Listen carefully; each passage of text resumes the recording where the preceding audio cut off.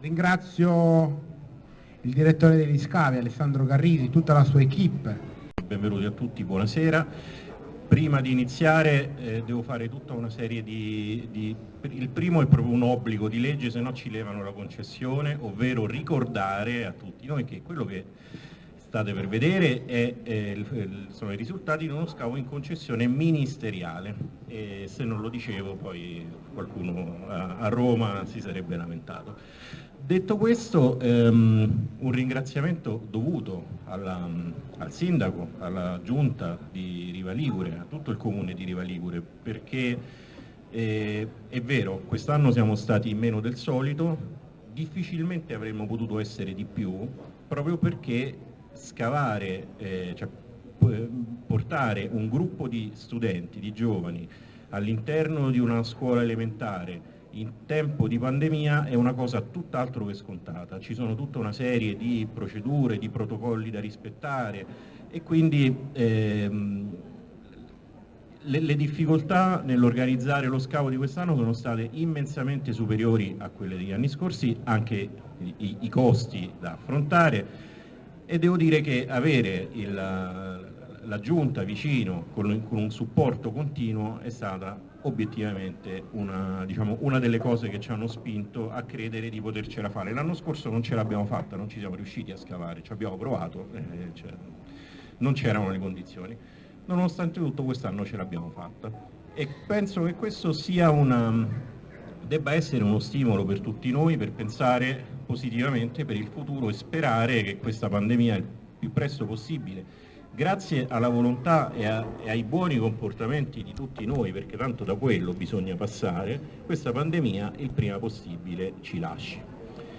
Un ringraziamento anche da parte mia alla dirigente dell'Istituto Comprensivo di Riva Ligure, la dottoressa Baroni, e anche al dottor Panizzi, che ci ha seguito da vicino in tutti i passaggi, in tutte le difficoltà che abbiamo dovuto affrontare e poi i problemi che si sono risolti nel tempo. Porto i saluti del professor Filippo Pergola, che è il direttore scientifico dello scavo, lo avete conosciuto negli anni passati e che oggi purtroppo non poteva essere presente. Porto a nome suo e per suo conto anche i saluti del rettore del Pontificio Istituto di Archeologia Cristiana, Monsignor Stefan Haid, e del segretario, Monsignor Dell'Osso, che ci tengono a far sapere a tutti quanti della soddisfazione di essere riusciti, anche per il Pontificio Istituto, a portare avanti uno scavo in condizioni così difficili. E per ultimo, ma non certo per importanza, un ringraziamento è dovuto ai ragazzi che quest'anno hanno scavato, agli allievi che sono venuti un po' da tutta Italia, come al solito, di solito da tutta Europa, anche da altre parti del mondo. Quest'anno ovviamente con la situazione pandemica non era il caso, ma sono stato contento di avere ancora una volta allievi da ogni parte d'Italia e quindi vi chiedo anche di fare un applauso a loro per il lavoro fatto in questo mese. Se lo meritano. Per quanto riguarda invece i responsabili, li conoscerete fra poco perché racconteranno appunto ciascuno una parte del proprio lavoro. Io cercherò di essere il più breve possibile proprio perché i dettagli più importanti li daranno proprio loro, però dal momento che non tutti i presenti oggi sono stati alla visita sul sito e che forse non tutti hanno già visitato il bellissimo SEM, che comunque vi invito a visitare anche più volte perché comunque è sempre un'esperienza importante, giusto un inquadramento del sito di Capodon per sapere dove ci troviamo e di che cosa stiamo parlando. Scusatemi, io non so perché c'è questa mano che si muove, sono io che gesticolo, ma non so come fermarla. Comunque, ecco. Allora, non ci riusciremo mai. Costa Balene, ovvero Capodon, eccoci qua. Ci troviamo sostanzialmente in un punto molto a ponente del territorio italiano, quasi al confine alpino, e ci troviamo soprattutto in una zona, in un luogo che ha avuto una frequentazione in archeologia si definisce una pluristratificazione, cioè più genti per diversi periodi di tempo hanno popolato e hanno lasciato tracce archeologiche sul sito, e contribuendo quindi a creare quello che appunto si chiama un sito pluristratificato. Partiamo sostanzialmente dall'età preromana, da quando i Liguri occuparono la zona della Grangia o comunque dei pendii al di sopra del sito di Capodon, e li occuparono soprattutto per controllare l'approdo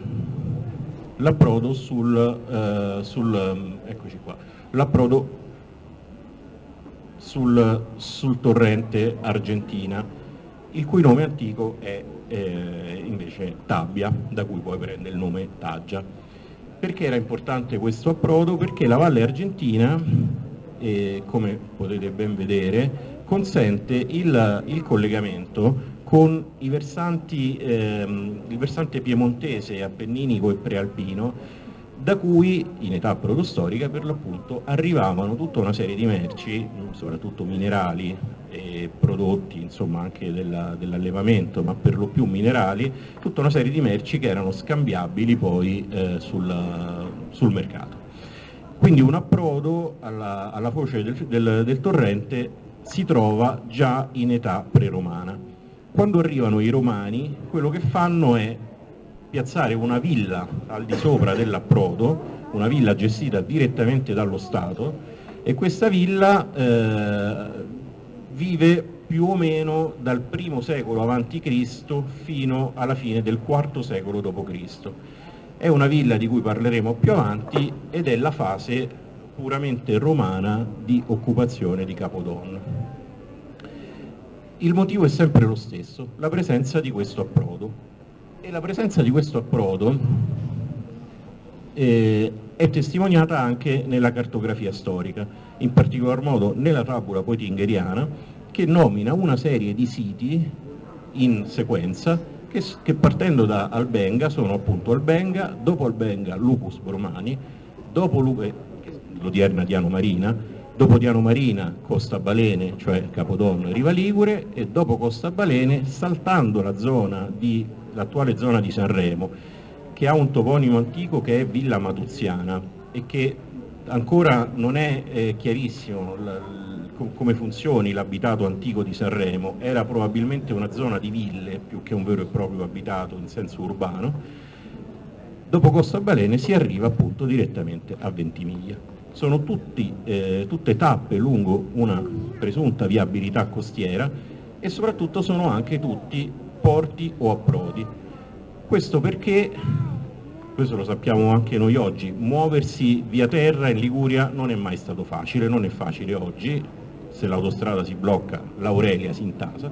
Non era facile neanche ai tempi dei Romani, quando forse venne costruita una strada che percorreva tutta la costa, la via Iulia Augusta, ma forse questa strada non è nemmeno mai esistita come strada, perché semplicemente alcuni tratti del territorio costiero della Liguria non sono adatti a ospitare una strada romana. I romani tendevano a costruire le strade in piano, il più in piano possibile.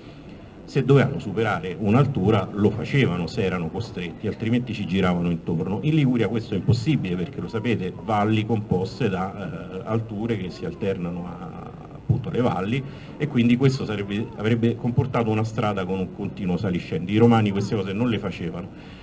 Potrebbe essere esistita una via Iulia Augusta come unità amministrativa, quindi non una strada fisica, ma un percorso formato da tratti di strada vera e propria nelle zone pianeggianti e sentieri invece per superare quelle zone in cui non si poteva tracciare una strada in senso canonico. Questo però significa che in ogni caso il modo migliore per spostarsi da una parte all'altra della Liguria era via mare. Ecco perché l'importanza di questi siti sulla cartografia terrestre, perché sono anche tutti quanti porti o approdi.